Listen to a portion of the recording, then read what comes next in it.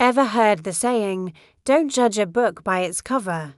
Well, this story takes that idea to a whole new level. Meet Scott, the CEO of a massive company called Everbright Enterprises. From the outside, he had it all: fancy cars, a giant mansion, and influence that could move mountains. But Scott had a question that kept him up at night. Who were the people in his company, really? Who had a good heart, and who was just in it for themselves? So he came up with a wild plan. He decided to trade his expensive suits for a simple janitor's uniform and go undercover in his own company.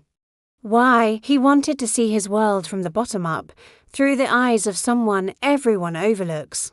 Life as a cleaner was an instant reality check. Some employees looked down on him, whispering about the poor janitor and complaining he was in their way, for the first time. Scott felt what it was like to be invisible. To be judged for his clothes instead of his character. It was a painful, humbling experience. But amidst all the cold shoulders and condescending looks, there was a beacon of light named Fidelity. She was a receptionist, and while her clothes were simple, her heart was golden. Fidelity greeted everyone with a genuine smile. From the nervous new intern to the tired security guard, and yes, she even treated Scott, the disguised janitor, with the same warmth and respect. Day after day, Scott watched her in quiet admiration.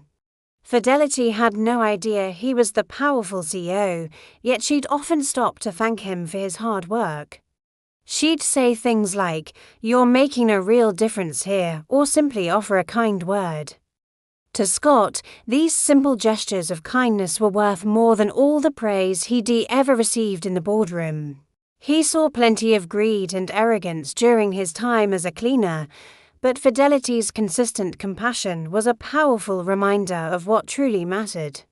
He learned that a person's real value isn't something you can see, it's in their actions, their respect for others, and their humility. After several weeks, Scott decided it was time to end the experiment. He called a company-wide meeting and walked to the front, not as the janitor, but as the CEO. The office went silent, people were stunned, and many who had treated him poorly looked away in shame. But Scott wasn't there to scold anyone. Instead, he called Fidelity to the front. "Fidelity," he said, his voice filled with admiration. "You showed me what true character is. You treated everyone with dignity, even someone you thought had nothing. That quality or heart is the kind of leadership this company truly needs." And right there, in front of everyone, he promoted her to manager of Everbright Enterprises. The room filled with applause. But the most meaningful moment was the look shared between Scott and Fidelity. Remember, he told the crowd, true value is measured by character, not by your title or your bank account. Fidelity stood there, tears of gratitude in her eyes. She never asked for recognition.